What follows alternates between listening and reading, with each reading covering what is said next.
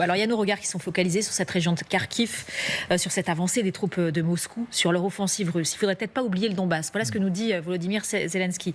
Il y a cette stratégie des Russes qui vise à multiplier les opérations militaires pour obliger ces Ukrainiens à disperser leurs forces, alors que Kiev, vous le savez, manque déjà surtout d'armes et surtout d'hommes. Ce qui n'a pas donc échappé au président ukrainien qui, depuis 3 jours, ne cesse d'alerter les alliés en disant qu'il y a eu aussi un risque de percée russe, une nouvelle percée russe dans cette région du Donbass. Écoutons le président Zelensky. La situation dans la direction de Pokrovsk et dans d'autres directions de Donetsk, comme à Kramatorsk ou Kurakovsk, reste extrêmement difficile aujourd'hui. C'est là que se déroulent la plupart des combats. Une vague de combats très puissante se déroule dans le Donbass. J'ai récemment discuté avec des journalistes et en fait, personne ne remarque qu'il y a en réalité plus de batailles dans l'est du pays, plus précisément dans la direction du Donbass, à Kurakovsk, Pokrovsk et Chassifiar. Voilà cette déclaration. Il sait de quoi il parle, Zelensky. Oui, c'est conforme à ce qu'on dit depuis plusieurs semaines en étudiant les cartes et les comptes rendus qui nous arrivent. Kharkiv est une diversion au sens qu'elle a attiré la ville a attaqué, a attiré des brigades qui étaient utiles ailleurs. Alors je ne sais pas d'où elles ont été tirées, ces brigades, il faut bien les tirer quelque part. Ouais. Et ce n'est pas les munitions qui vont changer quelque chose. Aujourd'hui, c'est plutôt le manque d'hommes.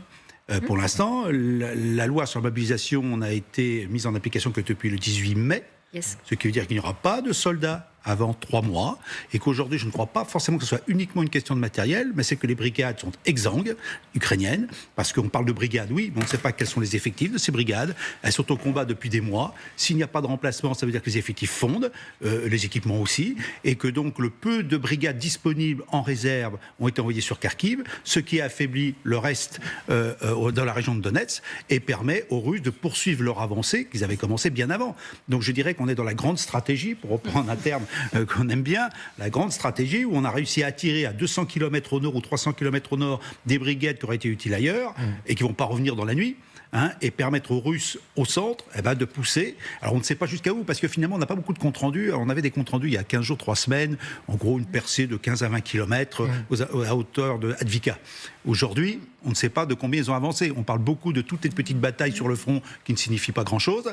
On est tous focalisés effectivement sur Kharkiv, parce que là effectivement c'est une grande ville, c'est la deuxième grande ville. Non mais ce qu'ils nous disent ce matin, c'est que donc il y a quelques jours ils avaient pris Robotnier. Là ce matin ils ont pris Klishivka. C'était exact. Oui, mais contesté encore. Hein. C'est contesté. C'est tous les 2-3 jours on change. Et alors là ils communiquent sur la prise de Klishivka, qui était ce que les Russes avaient gagné, les Ukrainiens en septembre 2023 lors de leur contre-offensive. Donc petit à petit ils grignotent quand même. Ils grignotent quand même. On va dire que ce soit pris ou pas, c'est une question de jours ou de semaines. Ils grignotent au centre et en plus ils attirent, comme vous l'avez très bien expliqué, général. Enfin ils attirent les Ukrainiens au nord, très très loin. La ligne de front, elle fait 1000 km sur le territoire, un peu plus. Et même si les Ukrainiens savent très bien que les Russes n'ont pas l'intention de prendre Kharkiv parce que c'est trop gros pour les Russes, ils sont quand même obligés d'envoyer des forces parce que les Russes avancent avec de l'infanterie légère, pas des unités très bien formées, pas des unités d'élite, mais ça suffit pour enfoncer les défenses ukrainiennes qui sont qui ont été pas très très bien renforcés, pas très très bien défendus non plus. Et donc les Ukrainiens sont dans un piège, donc il n'y a pas de sortie idéale possible, ils sont obligés d'envoyer des hommes pour défendre un objectif qu'ils savent que les Russes ne veulent pas prendre en fait. Je lisais ce que disait un commandant ukrainien au Kiev Independent, couvert d'anonymat, en disant la différence avec les Russes, c'est que eux ils envoient de la piétaille et derrière il y a des gens plus aguerris. En ce moment on n'a pas ça, on est à flux tendu. C'est exactement le problème dont parlait le général Chauvency, c'est ça? Oui, absolument. Oui, un problème d'hommes et puis un problème de munitions. Alors peut-être moins prégnant qu'il y a quelques semaines, mais néanmoins les flux mettent du temps à arriver. Il y a encore un problème d'allocation aussi, où vous envoyez vos munitions et vos systèmes d'artillerie. Alors, les hommes, ça se déplace, mais les systèmes d'artillerie, c'est encore plus compliqué à déplacer. Enfin, ça se déplace pas en 2-3 jours, tout ça. Et puis il y a le côté patchwork aussi, des armes et des munitions qui sont livrées, qui n'arrangent rien. Oui, alors ça, c'est même le côté patchwork, il est même à reprendre au niveau des unités, en fait, des brigades, qui sont plus coordonnées comme elles ont pu l'être au début parce qu'elles avaient quand même été entraînées suivant des normes OTAN avec des façons de planifier que les Ukrainiens avaient appris de l'OTAN. Et aujourd'hui, au fil du conflit, les unités ukrainiennes, type niveau brigade, se sont vraiment autonomisées. C'est-à-dire que vous avez des brigades de très bonne qualité qui arrivent à avoir des hommes aguerris et de qualité, et du matériel parce qu'ils font des appels de fonds, qu'ils arrivent à s'en procurer, mais qui ne sont pas très bien coordonnés en fait avec d'autres brigades qui défendent un peu disons, des brigades territoriales qui défendent leur territoire, voilà. Donc il n'y a pas de grande stratégie vraiment possible pour l'état-major ukrainien. Alors vous allez voir, je ne sais pas si on parle de stratégie du côté russe, mais on voulait absolument vous montrer les images qui vont suivre de cette puissance de feu des Russes. Regardez, nous sommes à Bilorivka, on est dans la région de Louhansk. Voilà ce que ça donne, l'illustration de cette tactique de conquête russe. Bombarder, raser, écraser des villes et des villages. Hier, on vous diffusait d'autres images, vous allez les découvrir aussi, de Chassiv Yar. On était 2 jours cette fois-ci, et ça ressemble, regardez, pratiquement à la même chose. Général, cette tactique, on la pensait rudimentaire. On la connaît depuis le début de la guerre. Aujourd'hui, en Ukraine, il y a des villes qui n'existent plus. Il n'y a plus un mètre de terre sans trou d'obus. Ça fonctionne ? Oui, mais ça fonctionne, je ne cesserai de le dire. Si ces villes sont bombardées, c'est pas uniquement parce que ce sont des villes, c'est aussi parce que les Ukrainiens s'y défendent. Donc quand on écrase la ville, c'est pour écraser la défense ukrainienne, pour après envoyer en combat de rue ces hommes et ces blindés. Il faut remettre les choses un petit peu dans l'ordre. Maintenant, qu'il y ait des conséquences pour la population civile, c'est une évidence. Alors la question est de savoir, est-ce que oui ou non, on cible la population civile délibérément ? C'est ça la vraie question. Là, on tombe dans le crime de guerre.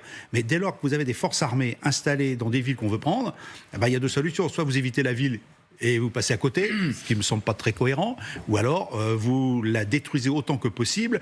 Alors la question est de savoir quelle est la précision des tirs d'artillerie.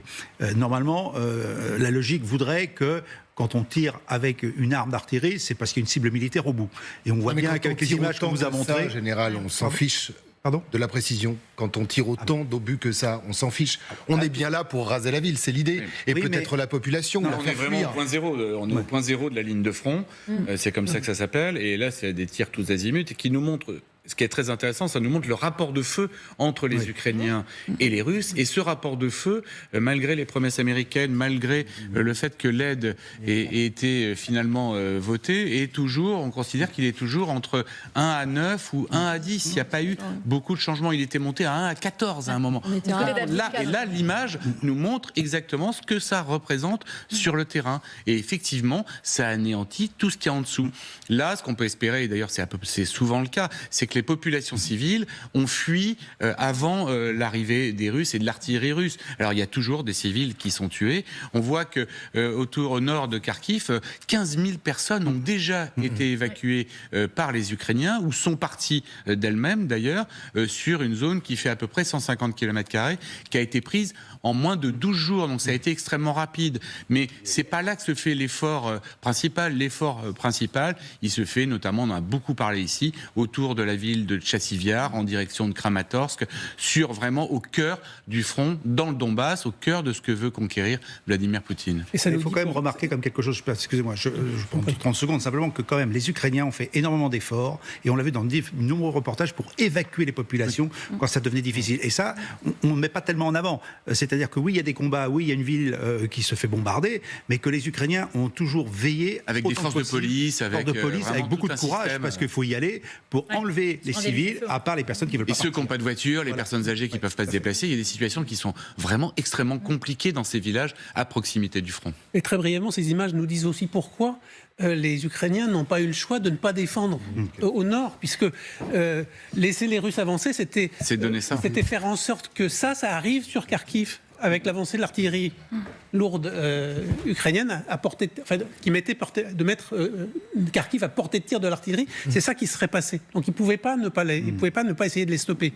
J'imagine que pour les populations, c'est technique. Alors, je ne vais pas dire que ça date de la Première Guerre mondiale, mais ça ressemble un peu, c'est-à-dire raser, ne rien laisser. Ça influe sur les populations, ça influe également sur les militaires, parce qu'il doit y en avoir aussi en dessous.